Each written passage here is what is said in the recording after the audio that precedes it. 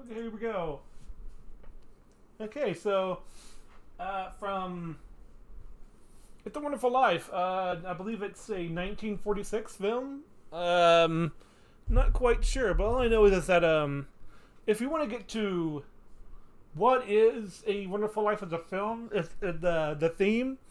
And I know how people think about themes. They don't like defense from a theme movie because that's how movies are nowadays. It's like no film is bad, therefore every film is valid, which is not true at all. Like no, like not every film is equal, and that's when it comes to like It's a Wonderful Life, which to get back to my point of what's the theme of It's a Wonderful Life, I'd say that it's the quote from I believe it's a book about no man is an island. What that basically means, if what I think it means, I think I come pretty close to it, is that no man is an island is pretty much saying like, no man can be alone. No human being can be by himself. You know, you would have to like it's sort of like in Castaway. You had to invent something. You have to. You would perform another personality. Think of Gollum from Lord of the Rings. He invented another personality just to argue with himself. Even though it's to think he's talking to the ring itself, it's still he's not alone when it comes to his split personality. Also, what occurs when No Man is an Island is that it comes a reference to you touch many people's lives whether you think of it or not. You either improve everybody's lives that you touch, or you can bring them down. But I think the case can be made that you probably do more good than harm. If you're, well, not everybody has that sort of thing, but you know, it's. I think that relatively the population does more good than harm. You know, but we could have the discussion another time. But yeah, so that's pretty much the theme of it. Is that it's about a character named George Bailey. George Bailey is a played by Jimmy Stewart, who is fantastic. James Stewart, yeah, James Stewart. Thank you, Poster. Thank you, Poster. I see. And so what happens is God is talking, I think, to himself, or he's talking to angels. Which would make sense if you're a religious man. Like, hey, he's talking to the Trinity. He's talking to himself, I guess. I don't know. But yeah, so and he says, like, here's George Bailey's life. And apparently, like, labor laws didn't exist back then because he's working in the store. And I guess that's a side job, but I guess that's what you did back in the day, like, of the days, you know, of a little bit before the depression, and only the rich really got through it really well. And I think that's in the time period in which he grows up in, because it seems like it's that way when all of a sudden the money goes down the crapper all of a sudden. And but we will get there. We'll get there. And so when George Bailey is running the store, he has a side job. He has a brother, which they're always he has a group of friends, you know, because it's really sort of a small neighborhood, sort of. It's a city in a neighborhood, you know, and. And one of the things he did in his life, where they're starting to tease his little brother, is that they think he's a scared little boy, but he wants to be, you know, a part of the big kid club. You know, if you ever had if you remember yourself being a boy, or if you've seen like boys like that who want to grow up but don't know exactly what that means. They just think it's being along with the other guys, even though they could be much more immature than you. Sorry, taking a water break. You can hear the swish. I got this canteen sort of thing. I like it. And so they sort of like, so you get the idea that like he's not scared, and he goes to so these kids are sliding onto a frozen pond, and they slide their shovels underneath their butts, and they just slide forward onto the ice. You know, they're kids. They're gonna create dumb stuff like that. You know, and so it's like he's too scared. I'm like, no, I'm not scared. But you see, the reason why that you shouldn't let the little boy on it, because he's a lot smaller and a lot lighter, and so that allows him to go further. And he went to the thin ice part of it, and he starts to like, he could freeze to death. He could have hypothermia or something, or so George goes in after him, and because of that, he loses his ability to hear out of his other ear. I believe it's his left ear. I can't quite remember if it's his left or right ear. Someone can correct me on that, I guess. I don't know. So, by the way, this full film is black and white. It just had a color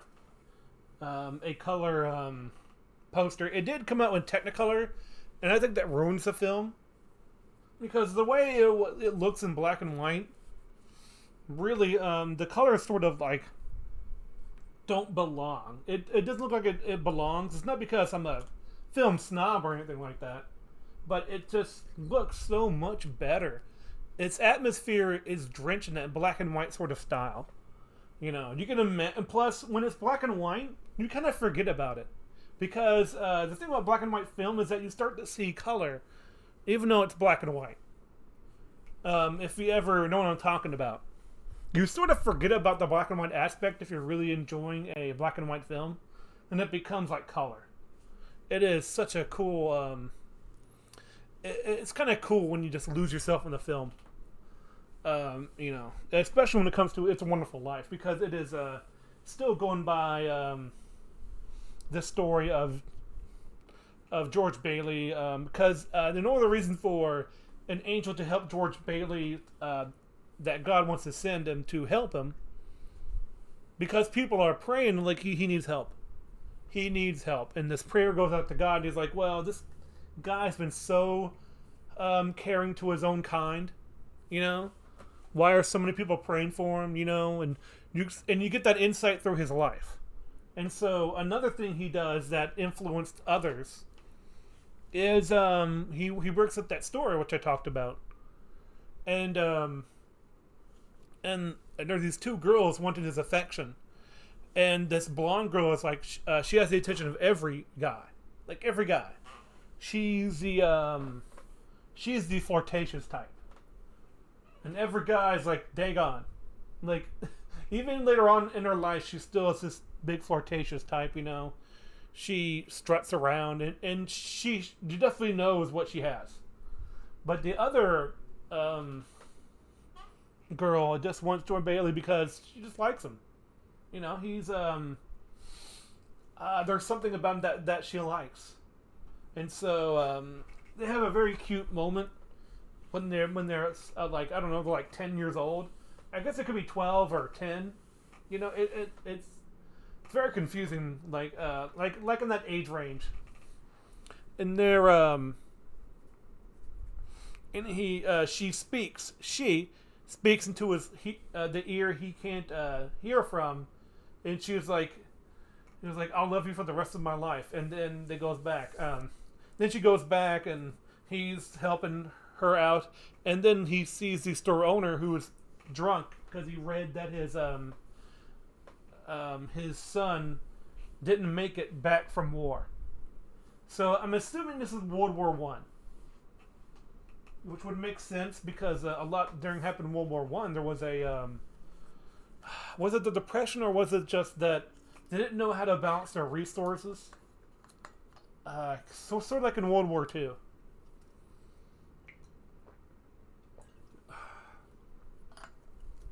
Sorry, I'm losing my thing. And it's a very sort of... this is probably the moment that that really does get to me emotionally because he's trying to help him out, and George Bailey's trying to help out the store owner, who's this very old man. He's so sad and he's drunk, and he tries to take. He's trying to get rid of a certain product. I can't remember what it is, even though I think it's one of the most impactful moments in the entire movie. Because he's trying to take a product off the shelf and make sure that nobody uses it. So what happens is that he sees George Bailey doing that, and he's like, "How dare you? Stop that! Don't do that!" And he ruffles him up, like he actually like hits him, on the head, and George Bailey doesn't run away. He just starts to, whine, complain, cry about, "I'm just doing this for your own good," speech, basically. And he becomes like inconsolable almost to a point, and that really does get very emotional. And he realizes what he's, and the old guy realizes what he has in his hands is that there are capsules in some of these in this product that is poisonous. And he didn't know it because he was drunk that day from his son being killed. And so they hug and they have themselves a really powerful emotional moment. And it's it's hard to get through without getting like, without getting teary-eyed. It's a very, very good moment, and well done. I mean, these children actors are really good, by the way. It's kind of funny you say that you can't criticize children actors. The heck you can't. Like, watch the scenes with these kids and how they act and how they're supposed to. And then look at kid actors they get today. Not even close. It's not even close. Especially teenagers. Why do they get teenagers that suck at acting? Oh my gosh. Oh yeah, they're probably Disney, like, live action movies. That's probably why.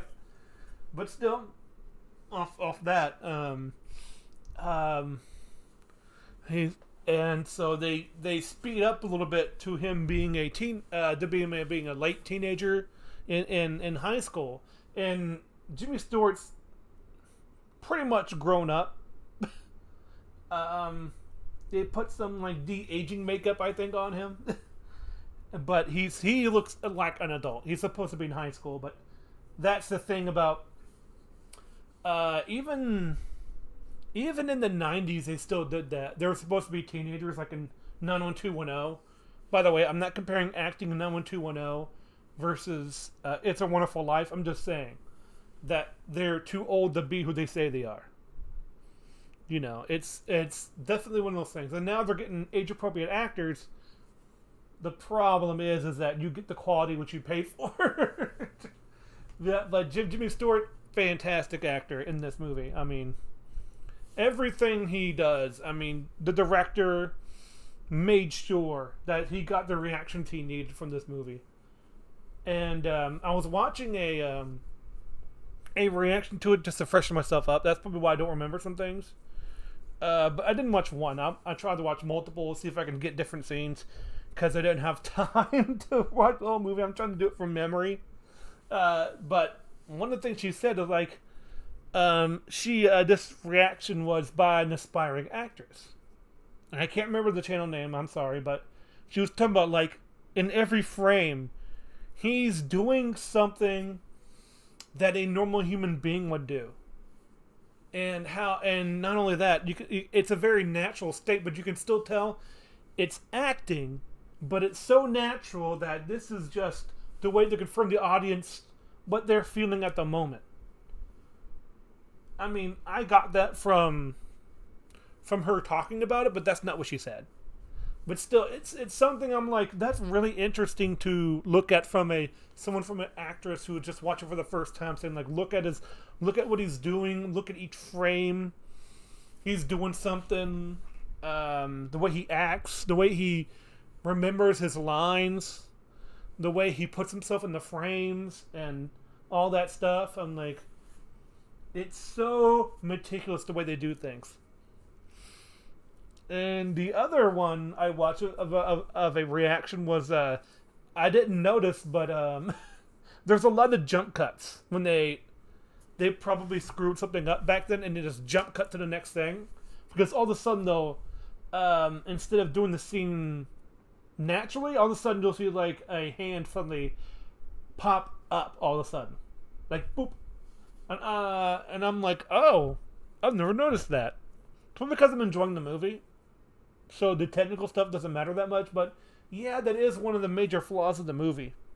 If you're a technical person, they use a lot of little jump cuts, and I guess that could annoy somebody, but who cares? Really, that's definitely a nitpick, but yeah, it's still a problem, but it's a nitpick. I mean, you only can really notice it if you're really paying attention. Sometimes you'll see it, like, for example, a character will be up close in a conversation, and then they'll do a jump cut or them leaving the conversation. I'm like, okay, they didn't have the equipment back then to probably do it naturally enough, so instead they have them have the conversation from a different angle, from a different shot, and then just add it in later. They just jump cut to the next one. So yeah, but so anyways, George Bailey is in high school, and you see the blonde later on, and she's like, and everybody's hitting on her, and she's like, and she loves it. It's like, oh yeah, it like, and I'm like, yeah, that's a thing in Hollywood back then. Like, there was always a character that was flirtatious. It reminds me of a lot of those old Looney Tune cartoons when they had like women who were flirtatious, and they were just considered as normal. And I'm like, okay, like not just Looney Tunes, but Tom and Jerry. And it's just like, okay, like she's manipulating men, and then nothing really happens to her. It's just that one guy always ends up being dumped. And I'm like, oh, that poor guy. And I always consider, like, something should happen to her. Like, she shouldn't be so flirtatious all the time. I don't know. It just seems mean to me to be like, hey, I'm going to attract all the men, but I'm not responsible for that. I'm like, yeah, you are. Like, what are you talking about? I don't know. It just felt wrong at the time.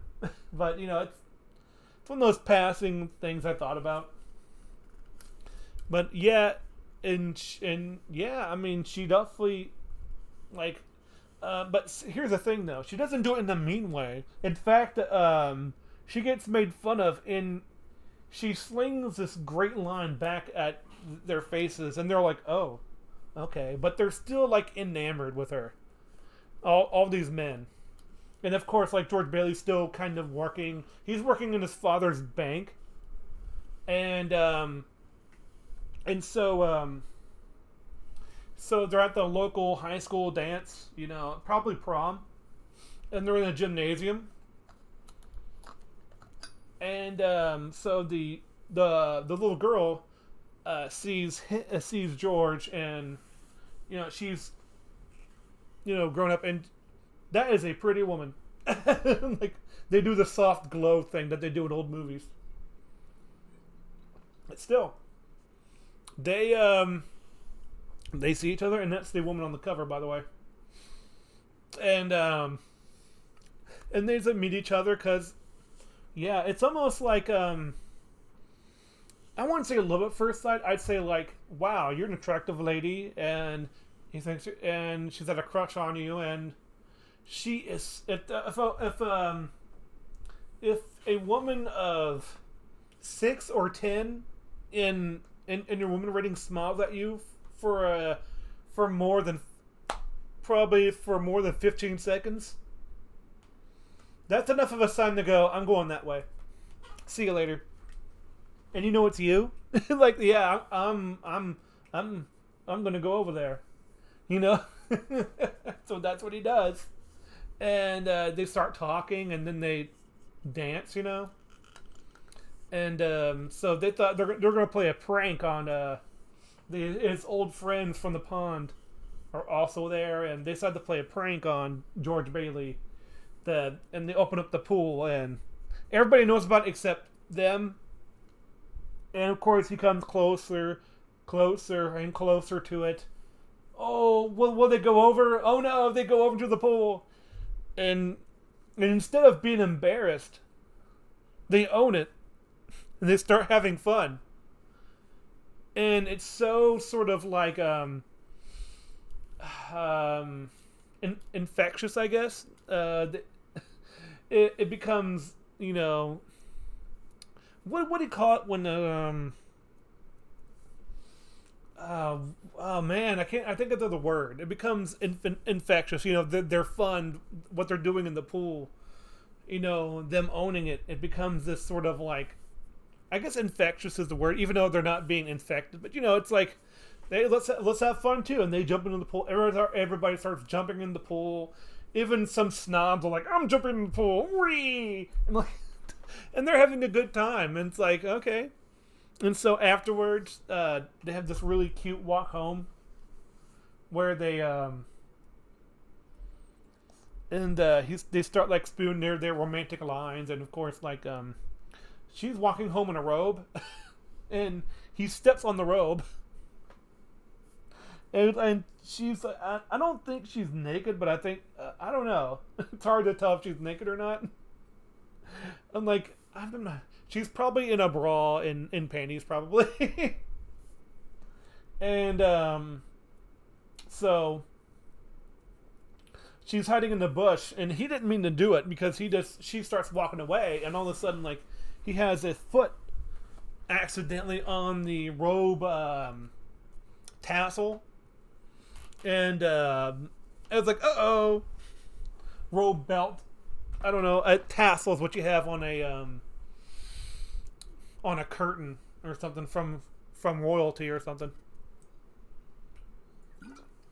Fetch me the royal tassels. Like, okay. And so he's like, oh, look at me in my opportunity. And he has the clothes and the robe, and he's like, ha ha ha. Ha ha ha ha.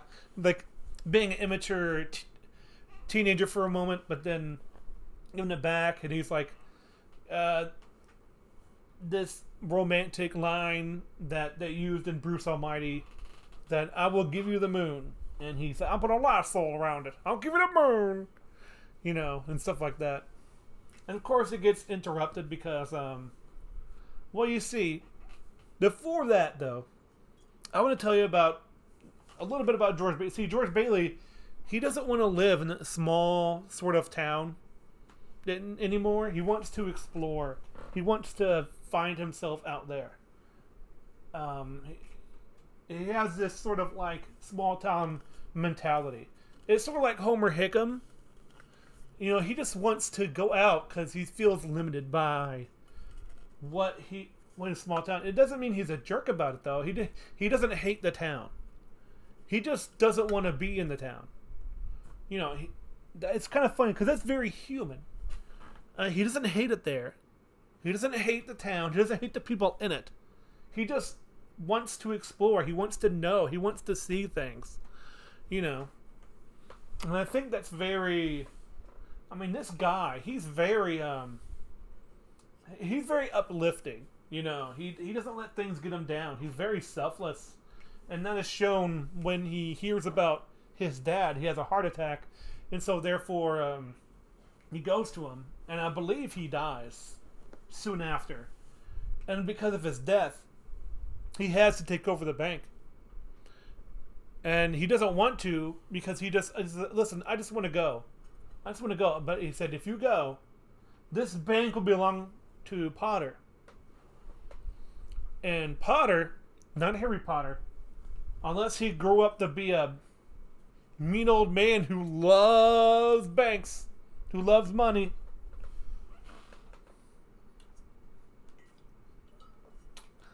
and he's like the Scrooge character, except he never got his. It's like Marley almost. He's like, "You're doomed, Scrooge." Like, no, he never got that message. That's pretty much his character. Like, he just wants the money and the productivity without the heart, and so they've been in a feud for a while, and he's the only other bank in town that is caring about the people, and Potter wants that money going to him. So if he went away and there was no ownership, no family ownership, Potter would own that bank. So he is stuck there again. So things do go on. He does take care of the bank, and again, he is quite hopeful that time will pass. I'll be able to leave once I make enough of an impact on it. When I make enough money here, I can do that. Well, another roadblock is caused by I can't remember her name. Mary. That's right. Her name is Mary. That's the woman he danced with, and she's still there, and she's still pining for George Bailey, and so she makes it. It's kind of creepy though that she does make this sort of no more yawning. She makes a cross stitch George lassoing the moon, and it looks great. But it is kind of creepy. I'm like, you need to get a life, honey, a little bit maybe. And so she brings George over, and she has another gentleman call her on the phone, and she tries to make him jealous, and so therefore, and all of a sudden he knows that he could probably leave if he'd leave her alone. That's not especially said in the movie, but it's something that is there. And he goes, and pretty much he lets his emotions, but mostly his heart, to tell him that he wants to stay because of her. And in fact, he has this because you can tell the tension between them, between his brain and what his really his his body and his mind are telling him two different things. His body's telling him to stay because this is a woman who is after you, and his mind is like, no, you need to go. You need to go, or you'll be stuck here forever. And this conflict makes him so sort of angry that they're on the phone with this other gentleman caller, and she is like, and they're ready to kiss, and all of a sudden this conflict comes out, and the heart does win, but at the conflict of he's a little aggressive toward her. Like he's holding her by the shoulders, and she is sort of afraid for her life, and they have this really emotional moment where they start really aggressively sort of making out in a 1950s sort of way, like not on the lips but like everywhere else on the face. It's weird, but you can tell that the conflict was there in that moment, like there was a war that happened in time and space inside of his whole being, inside of his soul, and the heart won, and the next scene they are married at the same house, and I'm like, oh, okay. And so they get married, they have a few kids, they have 3 kids in fact, and when they're about, before they get the 3 kids, they um, they're going to go on their honeymoon. It's like, this is perfect for George Bailey, the honeymoon, because this is going to be his way to escape from the town in a legitimate way. But Destiny, again, has other plans. You're not leaving. And so, because the depression hits, and the bank is, this little bank on the corner is going to foreclose because they don't have enough money to give everybody, because everybody is, since they have heard about it, and during World War One, money is going out, but no money's coming in. And so people are going like crazy. And so therefore, George Bailey starts taking money out of his own pocket to make these people go. And they can't leave to go on a honeymoon because of that. Because they don't have the money anymore. So, she sort of creates her own honeymoon and calls him up and said, come to this address. He's like, this address? He's like, what? But that house is broken down. And so they have this cute little scene again with them eating here. And then they fix up the house. And so they live there now with their 3 kids, and it's a pretty good house. You know, they're living there. And so everything's going smoothly because Potter, again, won't have the place because he put his whole career, his not just his career, but his life into this bank now. So the selfish old man can't get it. He's got some balls to do that. But it is a little emotional. It is just a building, but it is his father's building. So there is something in it for him personally. They want to keep it open, not just for because he wants to own everything in the place. They're not going to let him own this part of it. Which I'm like, reminds me of somebody. So anyways, so now we're at current day that things go from bad to worse. This is why an angel is gonna be sent down to George Bailey to help him, because it's sort of like in Joker, when it rains it pours. You know, when it rains and pours, all these negative thoughts into your head about what your life is. And just like Arthur Fleck, George Bailey goes through the emotions of maybe life is not worth it. Well, the first thing that happens is that he needs, I believe it's $2,000 to pay for his living conditions, and he gives it to somebody to go to the bank. And he loses it in Potter's office, and Potter hides it. And so he's like, and so George Bailey's like, we need that money to live. What are you doing? What are you doing? And he gets so mad. And so yeah, without it he's doomed. And then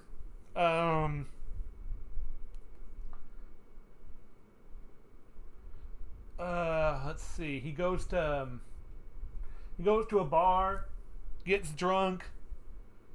Someone recognizes the name George Bailey and punches him in the face. And he's like, it's your fault that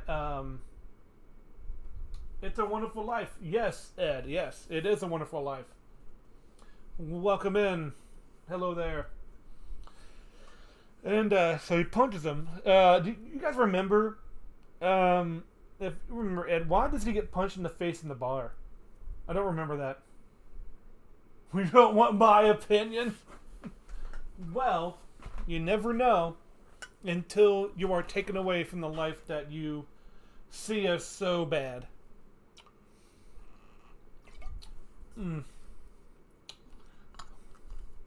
But in any case, he gets punched in the face because he recognizes the name George Bailey.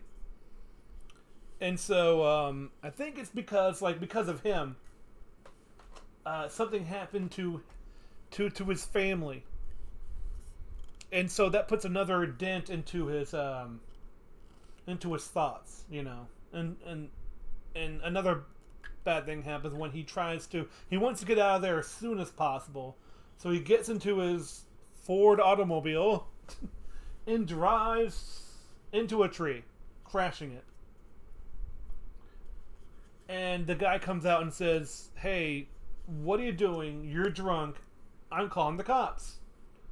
And so life just gets worse and worse for this guy. And because thoughts and alcohol don't really mix.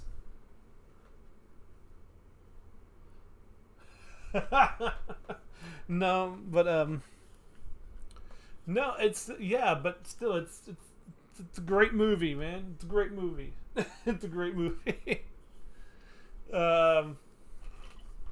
So what happens is that he goes to the middle of this covered bridge. I don't know if it's Madison County, but it is.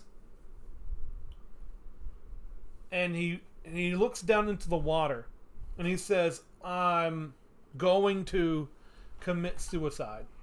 And that's why the angel is sent down to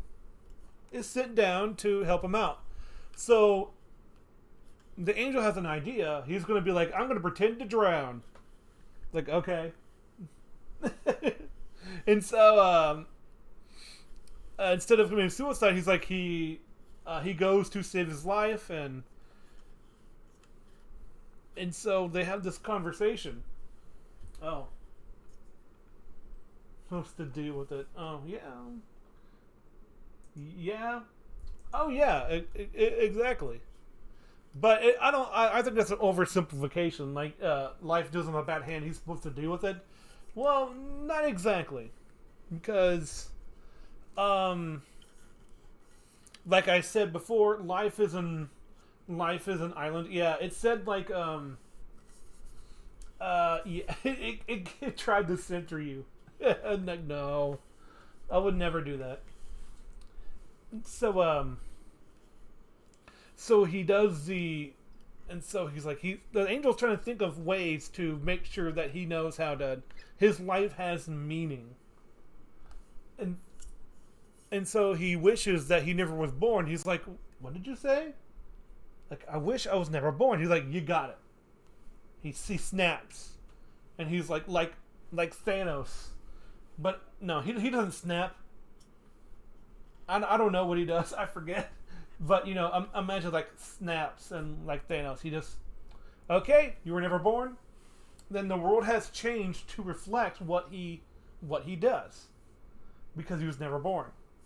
And so he goes back to that same place, and he finds out that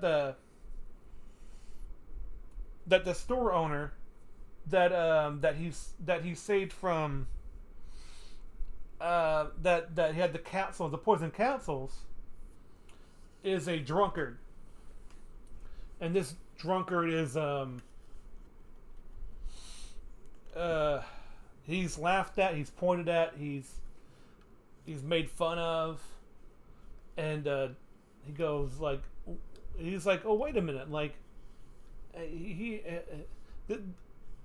he's fine, like, why are you guys picking on him?" He's like, he had this store, blah blah blah. He's like, "Wait a minute, how do you know about that? Unless because this guy went to prison for poisoning children." I was like, "What?" But he's like, George is like, "That never happened." And it's like the only reason you could have known that if you were in jail with him. So they like throw him out, and they continue their drinking, because like, no, if you're with this guy, if you're defending this guy, you deserve to be pushed out. See, now here's something I don't get though. So he goes down Main Street back when there was a lot of businesses, separate businesses. Now there's a lot of dancing places.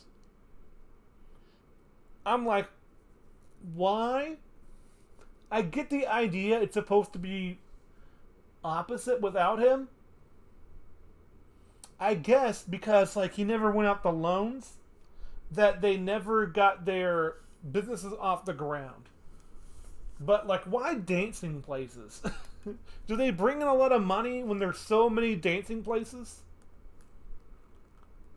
I mean, it's become a red light district of different things.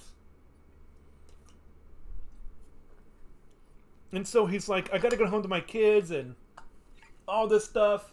And he finds that that house is still just as rickety as it was when they first before they renovated. It's like, what in the world's going on? And he's like, well, what do you think? You were never born. And so, again, like, it just keeps going down, down, down on him. And the most, probably, I think the most depressing part is when he goes to the graveyard across the street, I guess, because apparently there's a graveyard there across the street from where he lives. Or something like that. And he finds that his brother never made it past 8 years old because he never saved him from the ice pond. Back during the beginning of the movie. And so he died. He probably died from I said it earlier. From being frozen, probably lipemia or something. It's sort of like how in it reminds me of Back to Future 2 a little bit because because George McFly died from being shot by Biff, and so. But I do have to admit, the biggest obvious weakness of this movie is what happens to Mary. And in fact, even Clarence is like, which is the angel's name is Clarence. That's where you get it from. And he's like, wait a minute, what happened to Mary? He's like, Clarence is like, you're not gonna like it. And I'm like, because like you sucked out everything out of this movie. Come on, you were such on a good roll about how you affect so many people, but what happens to Mary? She becomes a librarian. The horror. And he goes up to Mary. It's like, oh no, you're a librarian, and it's like Mary, it's me, George. It's like, oh no, and like she has glasses on and looks like a shut-in. I'm like, yeah, okay. Okay, I guess back then, if you're a librarian, you've given up on life. I don't know. It's sort of like in the 80s if you went into a McDonald's. You've given up on life. I don't know. It's really weird. Connotation for back then. If you were, I guess to Hollywood, if you weren't outgoing, you were to be shunned and all that stuff. It reminds me of the Tom and Jerry Hardy Boys. There's this cartoon about the Hardy Boys or whatever, and they're all frat boys trying to rescue this woman, and it's like, you snub by the taverns because we are above such trek, like, oh man, like, okay. But so he finds himself back at the bridge where he wanted to do all that stuff, and he says like, okay, life is not so bad. Maybe life isn't as bad as I think it is. Because he's and they do this really smooth transition where it was like raining, and because again the contrast between snow is a natural thing around winter, that making it rain instead of snow makes it less appealing. You know, that's how movies usually do it. Rain is usually seen as very negative when it comes to movies, even back then.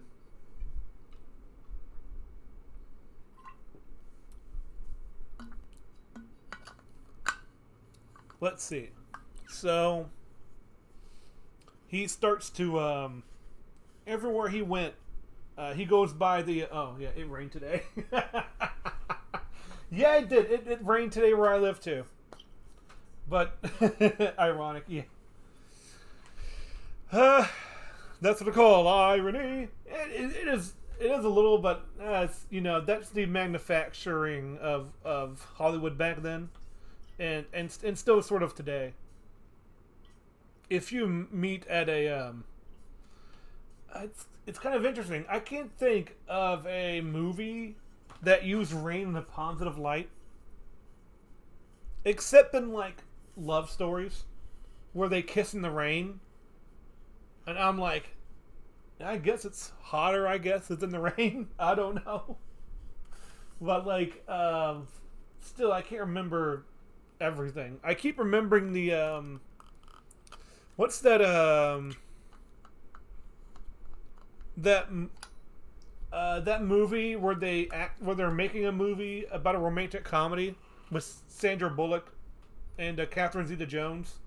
I can't remember that movie, but you know, it reminds me of that. Like, they're making a movie called Love Beyond Time, and they're like, "I'm a time traveler. Like, I'm here to save you," and I'm like, "Oh boy," because of the wetness. Yeah, I guess, but it's like it reminds me of Clark Griswold. He's like, "This is crazy. This is crazy. This is crazy. This is crazy." It's like, so George Bailey, he goes by each one of the stores. He's like, "I miss you, your old barber shop." And I'm like, okay, and so everything he thought was just normal part of his life, he sees in a brand new light, which I do have to say, people always say that new things are always like bad because it changes the status quo. That's not Christmas Vacation. That's Vacation. But yes, Clark Griswold is in both. But necessarily new things aren't bad. But the when very little changes over some time, it is probably one of the best movies ever. I'll probably do that tomorrow if I can, because I probably have to go to Eve service. Of course, I want to talk about Home Alone too. Oh no, we got a bot. Yeah, I can do it though. How do I block this guy? Go away. No. How do I go away? Boo. I want to add him as a friend. No, I don't. Okay. Okay. Go away. How do I make it go away? Like, I click on the thing. Ban. There. Ban. Boom. How do I get back to my chat? Jeez, man. Chat settings. Okay. But I can't get rid of this thing. It's like, oh. No, I can't see chat no more. I can't see chat no more. There it is. Alright. Ban that guy. I did ban that guy.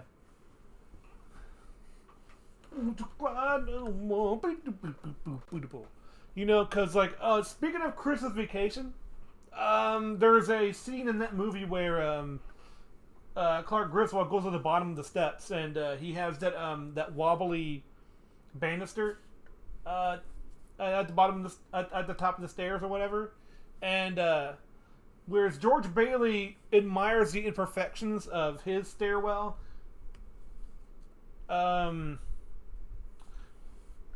Clark Griswold just takes a chainsaw to it. Hey, it's fine. Well, not everyone can be a mod. Not everyone can be a mod. But I'll make you a VIP. How is that? I'll make you VIP, okay? Very important people. Oh my gosh. what was so yeah, he's like, I'm chainsaw. Like, fix a new post. Yeah. it's I always think that's much better. But yeah, George Bailey. It's kind of funny. He still doesn't get arrested. He's like, I'm going to jail. Yeehaw! It sort of reminds me of what?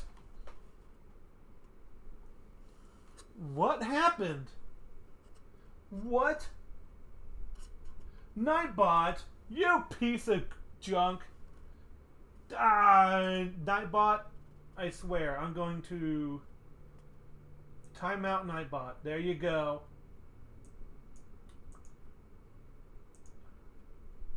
There you go. Oh, it's fine, man. I'll fix Nightbot for you. Like that. I don't care if you spam messages. That's stupid. Boo. Don't worry. I timed out Nightbot for 600 seconds. Not supposed to be here. Signs, ever signs. Oh no, yes you are. Yes you are.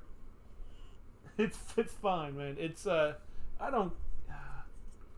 Why are they deleting like things? That's dumb. I don't care if you spam. It's dumb. Boo. Great. Thanks, bot. I might ban Nightbot. Like, I might ban Nightbot.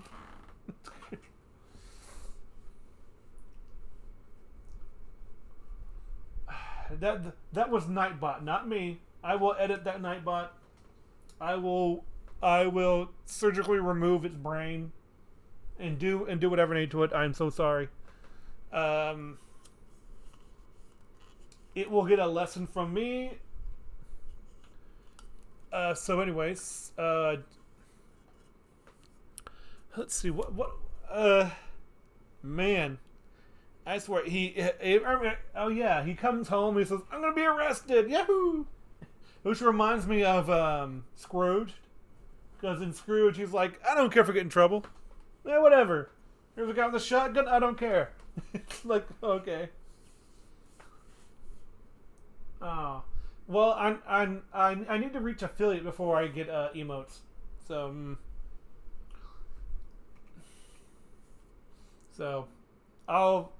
I may get there one day. I wish I had them, but you know, it's just one step at a time. They're only on Discord, which I'm ashamed to say. Speaking about that, be here. So, he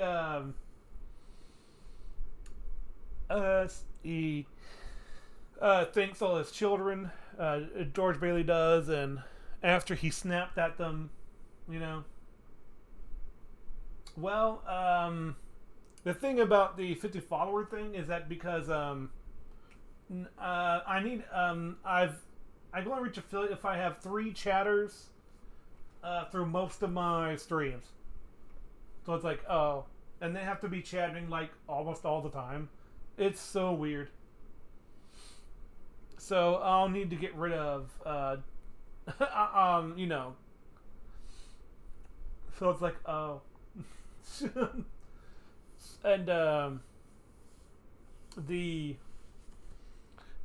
but he doesn't get really arrested because it's like they understand what's going on. They can yeah, exactly, like you. The whole thing is it's a very emotional sort of way to show that the people he touched actually really do care about him. Who's streaming at work? Yeah, I know. I'm sorry. I can't really.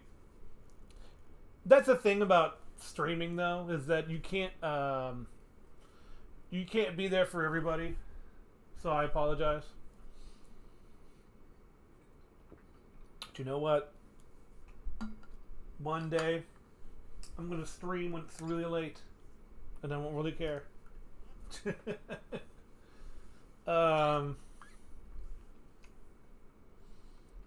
Oh man, it is probably one of the probably best sort of movies. Oh, you do? Oh, that sucks.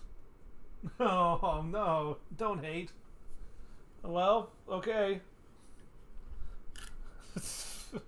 Is that a Star Wars reference? Oh. It's like, oh no. Well, I hope to see you again. uh,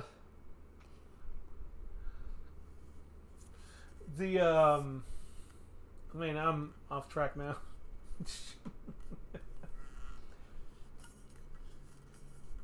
the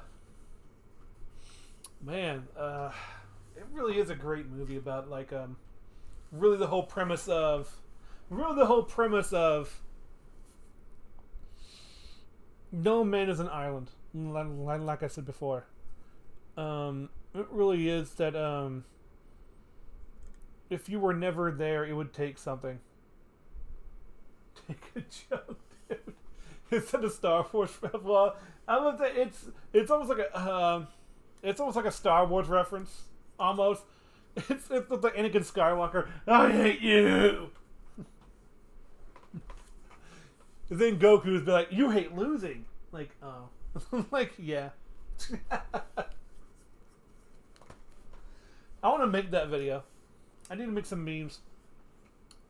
So anyway, I think the reason why it qualifies as I was about to say Christian movie. But no, I mean, the reason why I think it's a Christmas movie is because it's about the, even though it doesn't really take place on Christmas, not because it's seasonal. No, not because of salt and pepper, because it takes place during the season of Christmas or whatever, or it has all the colors, it has all the snow. That's not the reason that I think it's a Christmas movie. It's a Wonderful Life is a Christmas movie because it has the not just a story about redemption, but it's about how a family or friend can change your life, or giving you their gift of just being there for them.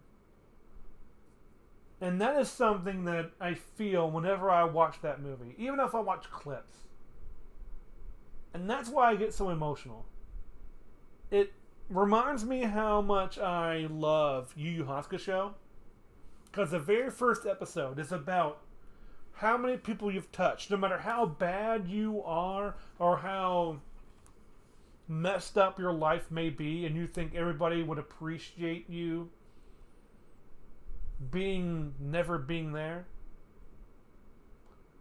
Believe it or not, people would hate to see you go. And that is such a powerful image to put on the screen. And man, yeah, I am actually a big softy when it comes to sometimes. That's why I'm if you show me a funny video, I will always laugh all the time. I don't care the absurdity of it. You show me a sad scene, I will probably cry. Like I'm sometimes a big baby. I hate being sad. Well, sometimes I like being sad. It depends. Sometimes everyone needs to be. Sometimes you need to listen to something or. Oh, stop it! No, I'm just saying. Like that's a creepy emote, but I like it though. That's really cool. I love it. Nova Lord. Oh, it's from the same people. Neat. So, anyways, yeah, it's just one of those things that that is powerful to put on a message. You know, it's kind of funny. I like to like I said, I was watching reactions to watch people watch it, and but see, here's the thing I understand. Here's the thing I don't understand. about like why is it not like I was looking at the YouTube channels that I was looking for, just to find clips and everything, and it was like Miss Mojo, and I'm like, Miss Mojo? Why is this on Miss Mojo?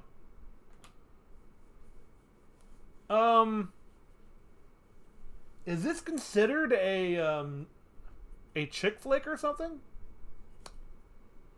Is that what it is? Like, I'm not saying it is or not, but like I always considered it to be a just a general audience movie that was anyone can see it and appreciate it for what it is. But I've never considered that which I don't know. It just got me thinking because it was on Miss Mojo. But even if it was considered a chick flick, I would defend it as being not. This is a movie that is, you don't need to have any sort of way toward or not when it comes to either of the genders, because there are only two. And but anyone can just see it. I don't. I've never seen it that way. It's like that really threw me sort of off guard because I was like, maybe, I don't know. I've never thought about it that way. But nah, I don't think so. It's not like it's a Transformers or it's a Twilight. Like, those are obviously for a demographic for Transformers is for the boy group and Twilight is for the female group. Like, it's obvious their demographics. This is not, because every movie back then had a romance subplot or somewhere. Most of them did, except for like war films. Which, oh my gosh, war films. But anyways, yeah, it's just a really, really good film to make you feel about how maybe life is good. Because I've had those times where I think about what would people think about me if I was no longer here, and that was and that this film sort of is all about that, So it's I'm not the only one who thought about that, like, or something,